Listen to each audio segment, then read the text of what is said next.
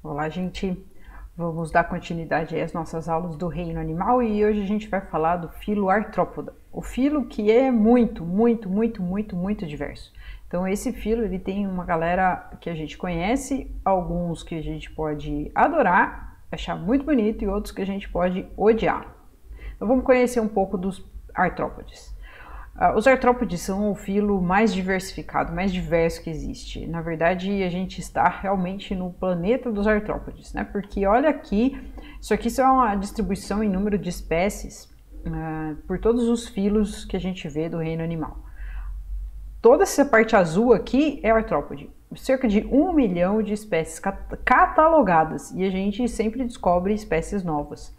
E a gente tem, então, os outros que a gente viu aqui, ó, as esponjas com 4 mil, 11 mil quinidários, 15 mil plateumintos em rosa, depois 80 mil nemateumintos, 150 mil moluscos, 9 mil anelídeos e, ó, olha esta galera, um monte, mas um monte de artrópodes. E aí depois vem aqui, ó, alguns outros filos que a gente nem vê no ensino médio, com 7 mil, e os cordados a gente está aqui dentro dos mamíferos. Então tem muito artrópode. E esses artrópodes, eles são muito diversos e a gente tem algumas características que a gente precisa entender para entender essa diversidade. O nome artrópodes significa pés articulados. Então a principal característica desse grupo é ter pés articulados, pernas articuladas. Essas articulações são por conta também de um exoesqueleto. Esse exoesqueleto que vocês provavelmente já sabem, já viram, porque todo mundo já interagiu com algum inseto na vida. Esse exoesqueleto é muito resistente e ele deu uma característica para eles de proteção que fez com que esses animais ocupassem e tivessem essa diversidade enorme, ocupassem o planeta do jeito que ocupam. E é pelo exoesqueleto que eles vão ter as patinhas todas articuladas, que se movimentam de uma forma muito eficiente. E eles exploraram e exploram praticamente todos os ambientes, principalmente os ambientes terrestres. A gente viu até agora filos que, em sua grande maioria, estavam em ambientes aquáticos ou úmidos, e agora a gente entrou num filo em que eles ocupam todos os ambientes, tanto os aquáticos quanto os terrestres úmidos ou terrestres secos e aéreos também. Eles são os únicos invertebrados que voam. Então, são, no caso, os insetos, eles são extremamente diversos. Eles são triblásticos e celomados, então tem os 3 folhetos embrionários e vão ter uma cavidade ali no corpinho para abrigar os órgãos. Vão ter simetria bilateral, então é possível a gente dividir o corpo ao meio em 2 partes semelhantes e tem um corpo segmentado. Esses 2 vídeos aqui são mostrando a diversidade dos aquáticos e dos terrestres, se vocês quiserem dar uma olhada depois. O que significa ter esse corpo segmentado ou metamerizado, com segmentos? Então a gente tem vários segmentos nesse animal. A gente consegue ver aqui no esquema, separado em cores, a cabeça, o tórax com seus segmentos e o abdômen com seus segmentos. E aqui a imagem de uma abelhinha, cabeça, tórax e abdômen. Todos essas partes do corpo têm divisões, portanto eles têm um corpo segmentado. Eles também têm muitos apêndices, eles têm as patas articuladas, as pernas articuladas, mas também tem vários outros apêndices que são articulados com esse exoesqueleto. E esses apêndices eles têm diversas funções, para nadar, para andar, para obter alimento, para copular, para perceber estímulos. Então a gente, quando olha para um artrópode, a gente vai ver todos esses apêndices, a gente vai ver as antenas, as pernas, às vezes algumas estruturas sensoriais e a gente tem uma diversidade enorme de formatos e funções. Por isso, então, que eles conseguem estar adaptados em grande parte dos ambientes terrestres, tá bom? E o exoesqueleto? Esse exoesqueleto ele é feito de quitina. Quitina é um carboidrato, um polissacarídeo, uma molécula que tem mais ou menos essa estrutura, e é impermeável e resistente. Isso vai garantir o quê? Impermeabilidade vai garantir que eles consigam sobreviver em ambientes secos. E resistentes, eles conseguem se proteger de predadores.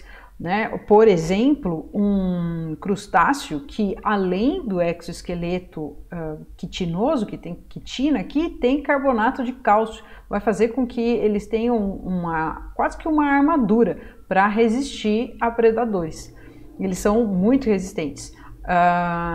Aqui um outro exemplo, né, do exoesqueleto de uma cigarra. A cigarra está aqui, toda bonitona, ela acabou de sair da sua fase aqui mais um pouquinho menor, então tá aqui o exoesqueleto que eles trocam, certo? Então uma outra característica muito importante dos artrópodas é esse exoesqueleto que é trocado, e eles então sofrem um processo de muda ou ecdise. Como esse exoesqueleto ele é muito duro, ele não cresce junto com o animal, né? Ele está externo ao animal, o animal produz e coloca para fora esse exoesqueleto, produzindo várias camadas ali de quitina, que vai dar resistência, no entanto, impede o crescimento. Como é que eles fazem então para crescer? Porque o animal cresce. Ele vai crescer em saltos, que a gente, né, consegue observar aqui nesse gráfico. Então, tá aqui o eixo no tempo e o tamanho do artrópode. Inicialmente ele nasce pequenininho, vai crescendo, o exoesqueleto endurece e ele não consegue mais expandir o seu corpo. No entanto, acontece a muda desse exoesqueleto, a troca desse exoesqueleto. E aí, então, ele consegue crescer por um curto período de tempo e estaciona esse crescimento, porque o exoesqueleto se endureceu e ficou resistente. E aí, novamente, ele pode mudar, fazer a muda e assim sucessivamente. Esse período de crescimento acontece quando ele está na fase juvenil.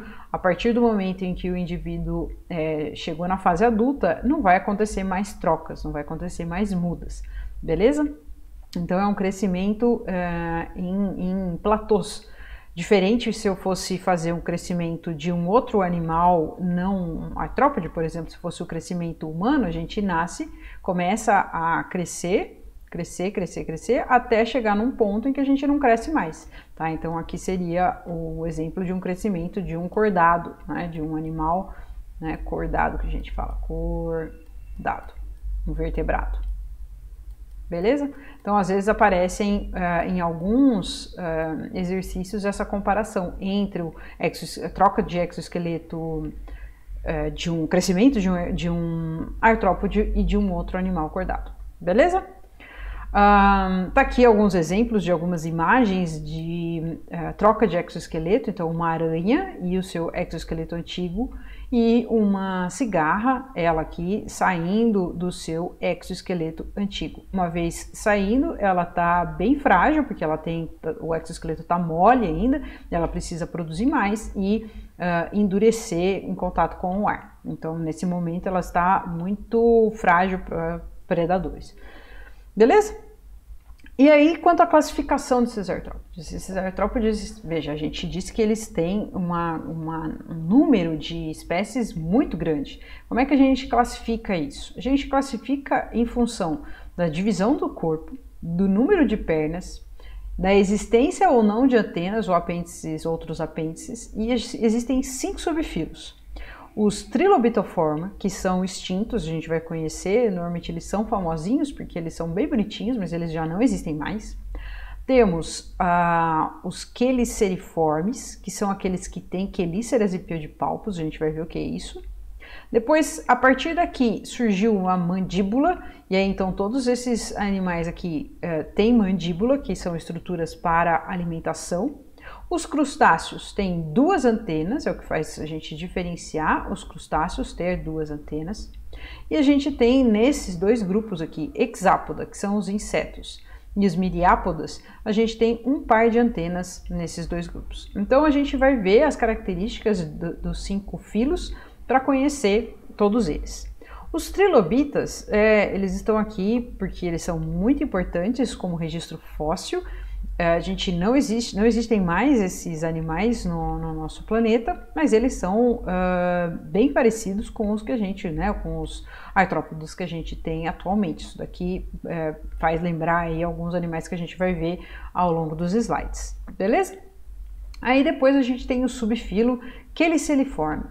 Os queliceriformes são basicamente os aracnídeos. Tem um outro grupo que a gente vai ver, uma outra classe, mas os aracnídeos são os mais famosos. Como é que a gente identifica um aracnídeo? Presença de quelíceras. O que seriam as quelíceras? Nas aranhas são essas estruturas aqui que servem para inocular o veneno. Então as aranhas inoculam com as quelíceras e também são órgãos para manipular o alimento. No caso, por exemplo, de escorpiões, as quelíceras são menores e também estão localizadas aqui na região bocal, tá? Voltando. Existem pedipalpos, então esses animais possuem pedipalpos. O que seria isso? Essas duas estruturas aqui, ó, não são pernas, são pedipalpos. Eles usam para manipular o alimento ou mesmo as teias no caso das aranhas. Os pedipalpos, no caso dos escorpiões, eles se transformaram nessas garras aqui que eles usam também para movimentar o alimento, para caçar, para alguns atos de reprodução, de corte, né? Então, aracnídeos têm pedipalpos e quelíceras, são estruturas presentes nesse grupo, nessa classe. E o corpo também é dividido de uma forma diferente dos insetos. O corpo é dividido em cefalotórax e abdômen. Então, a gente tem uma região aqui, ó, que é cabeça e tórax fundidos, então a gente chama de cefalotórax, e o abdômen, certo?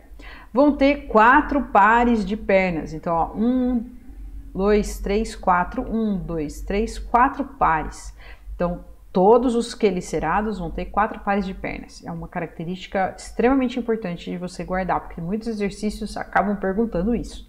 E eles não têm antenas, então aranhas não vão ter antenas para perceber o ambiente. Elas percebem o ambiente, por exemplo, com os pelinhos que ela tem ao longo do corpo. E eles estão presentes em ambientes terrestres e têm hábitos noturnos. Essas aranhas e escorpiões normalmente a gente encontra à noite, certo? Então tá aqui alguns exemplos, as aranhas com seus pelinhos, os seus olhos simples aqui, vários olhos simples, os escorpiões, que tem os pedipalpos bem característicos aqui, carrapatos com as suas quelíceras, por isso que eles estão nesse grupo, e os ácaros também com as suas quelíceras, por isso que eles estão nesses grupos. Então esses são os 4 grupos aí que a gente mais encontra na classe aracnídea, certo? Algumas coisas importantes da gente conhecer nesse grupo, né? Os aracnídeos, eles têm têm veneno, e eles têm a capacidade de inocular esse veneno, por isso que a gente chama de peçonhentos. Então, quais são os aracnídeos peçonhentos mais importantes para a gente lembrar? No caso de escorpiões, a gente tem essas 2 espécies de títios. O escorpião amarelo talvez seja o mais comum na nossa região, às vezes tem surtos de escorpião amarelo, e eles recebem esse nome justamente pela coloração do corpo, diferente do marrom, que é mais amarronzado. Eles possuem veneno que pode ser perigoso para crianças, por serem menorzinhas, né? As crianças têm uma massa corpórea menor e aí então elas podem sofrer acidentes graves, podem até morrer se sofrerem uma inoculação de veneno desses animais. Aonde está o veneno? Está nessa região aqui, chama-se telson, é a última parte do abdômen dos escorpiões, beleza? E as aranhas? As aranhas também tem algumas aranhas peçonhentas, e aqui tem alguns exemplos que estão bem próximos de nós. Temos a licosa, que é a aranha de jardim. Como é que a gente identifica ela? Tem uma seta no abdômen. A feneutra ou armadeira, como que a gente identifica esse animal? Porque normalmente quando ela se sente ameaçada, ela vai ficar com as pernas, né, às vezes os pedipalpos também, todos levantados, se armando, então é uma característica da armadeira. Temos aqui a aranha marrom, que a gente identifica, elas são bem comuns em jardim, a gente identifica com a coloração, obviamente, e o abdômen parece um caroço de azeitona, e as patas, as pernas são bem longas. E a viúva negra, que ela é preta e vermelha no abdômen, tem manchas vermelhas no abdômen, beleza? Bom, só para falar, esses animais, tanto os escorpiões quanto as aranhas, eles não vão ter esse veneno para matar os seres humanos, eles têm esse veneno para matar as suas presas. E a gente acaba sofrendo alguns acidentes quando a gente entra em contato com esses animais, né? Se a gente não toma atenção aonde a gente coloca a nossa mão, o nosso pé, e a gente acaba levando uma inoculação desse veneno. Por último, né, nesse subfilo aí dos Cheliceriformes, a gente tem esse animal muito peculiar, né, o Limnius, que é o caranguejo ferradura, que ele parece um caranguejo, né, mas quando a gente olha na estrutura corpórea, a gente vai ver justamente as quelíceras e vai ver, parece uma aranha, né? É justamente por conta dele ser do grupo, né, dos Cheliceriformes. E a gente usa, infelizmente, esses animais, a gente extrai o sangue, eles têm sangue transportador de gases, e esses gases são transportados por um pigmento de cobre, por isso a cor azulada, e a gente acaba usando esses animais aqui para extrair sangue deles. Não é uma coisa muito agradável para eles, 15% inclusive morrem, e a gente usa isso para detectar bactérias em água. Então é um teste feito em laboratórios de controle de qualidade. É interessante a gente tentar desenvolver algo que substitua esse sangue para que a gente não precise explorar esses animais do jeito que a gente faz. Bom, e o subfilo crustácea? O subfilo crustácea estão, obviamente, os crustáceos. Os crustáceos também têm uma cabeça ligada ao tórax, a gente chama isso de cefalotórax, e um abdômen. Vão ter muitas patas, 5 pares ou mais. Então, um camarão, caranguejo pode ter várias patinhas. Então, essa é uma característica bastante peculiar dos crustáceos. Além disso, vão ter 2 pares de antenas, um menorzinho e um maiorzão. Então, é uma outra característica bastante importante da gente guardar para os crustáceos. Quem são os crustáceos? São os siris, são as cracas, os caranguejos, são as lagostas, os camarões. Existem alguns que a gente conhece menos, como as baratas d'água, e o tatuzinho de jardim, ele é um exemplar terrestre dos crustáceos. Então, também um grupo bastante diverso, e a gente também conhece muitos desses por conta de muitos seres humanos se alimentarem desses animais, beleza? E por fim, a gente vai falar do subfilo hexápoda. Os hexápodas são os insetos. Eu falei por fim, mas ainda tem mais um filo. Os insetos, eles são os mais diversos, são os que a gente mais entra em contato também, e ele tem um corpo dividido em cabeça, tórax, abdômen. Então a gente tem cabeça, tórax e o abdômen. Tem 3 pares de pernas, por isso hexápoda. Hexa é de 6, então 3 pares, 6 pernas. Tem um par de antenas, a gente consegue ver isso, por exemplo, neste belíssimo exemplar de barata, que quando a gente enxerga, você que bonitinho, nossa, só, mas ele tá ali, não vai fazer nada. Até a gente não fica com tanto medo, até a gente perceber que este bicho está com asas. E aí, quando ele começa a voar, você sai correndo. Esses animais, né, os artrópodes do subfilo hexápoda, são os únicos que voam. Então, não todos voam, mas são os que voam estão nesse grupo. Então, eles possuem asas. Beleza? E a gente tem uma infinidade também de insetos desse grupo, né? Então, a gente tem os gafanhotos, os louva-a-Deus, as abelhas, as moscas, que a gente, né? Desses daqui a gente até gosta mais ou menos, mas desses daqui a gente odeia quase, né? Os piolhos, as pulgas e os pernilongos são exemplos aí de insetos. E o último filo, desculpa, eu tinha confundido aqui, os miriápodas. Miríade é quantidade muito grande, então os miriápodas, poda é de pé, tem muitos pés. E eles vão ter cabeça e um tronco todo segmentado. Então a cabeça e um tronco cheio de segmentos. Cada segmento pode ter um par de pernas, no caso dos quilópodas, que são as lacraias, né, e as lacraias e as centopeias, ou melhor, lacraia e centopeia. E vão ter um par de antenas só ali na cabeça. Agora, os diplópodas são os piolhos de cobra, vão ter um par de antenas aqui e aqui. O que tem é que os diplópodas, diplo, é de 2 pares de perna por segmento, tá? O mais famoso aí é o piolho de cobra, certo? Então, aqui tem uma tabela organizando todas essas informações para vocês estudarem melhor. Vamos falar rapidamente de anatomia e fisiologia desses artrópodes. Por que eles se movimentam tão bem? Por que eles voam tão bem? Porque eles têm um sistema muscular muito eficiente que prende a musculatura ao exoesqueleto. Isso vai fazer com que as borboletas voem tão rápido, né? Ou os mosquitos voem mais rápido ainda e a gente não consiga pegá-los durante a noite quando eles nos incomodam. Então a musculatura desses animais é muito eficiente. Esses animais eles comem praticamente tudo que existe, então a gente tem diversos tipos de alimentação e vão ter então um sistema bucal adaptado a isso.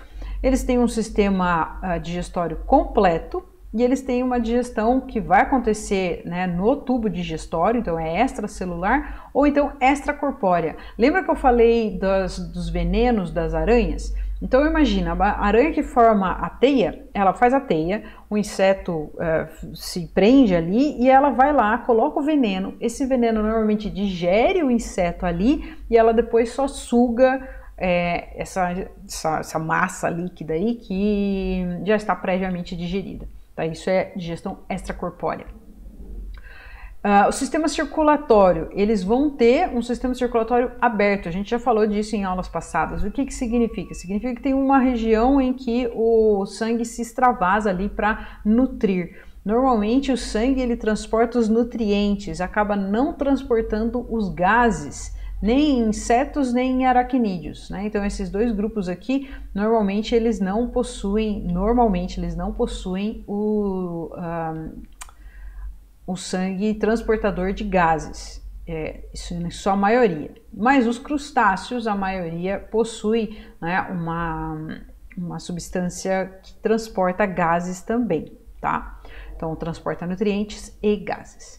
O sistema respiratório, então, se ele na sua maioria não está ligado ao sistema circulatório, como é que ele funciona? Poxa, no caso de insetos e miriápodes, a gente tem um sistema que a gente chama de traqueal. O que significa isso? Existem vários furinhos, que são os espiráculos ao longo do corpo dos insetos, que vão fazer com que o oxigênio entre nessas traqueiazinhas e vá direto para o músculo. Isso dá grande eficiência para esses animais.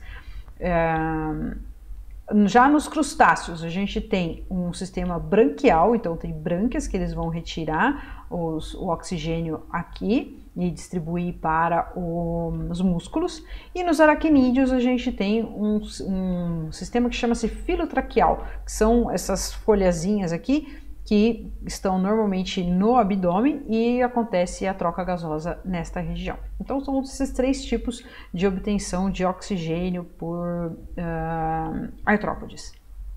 Sistema excretor, eles excretam de formas diferentes, com nomes de glândulas diferentes para cada um. As glândulas antenais, que ficam próximo das antenas, no caso de camarões, por isso você tem que limpar o camarão. Quando você tira a cabeça, você está tirando aí parte do órgão excretor, as glândulas antenais aí, você está retirando para fora para você não comer isso daqui.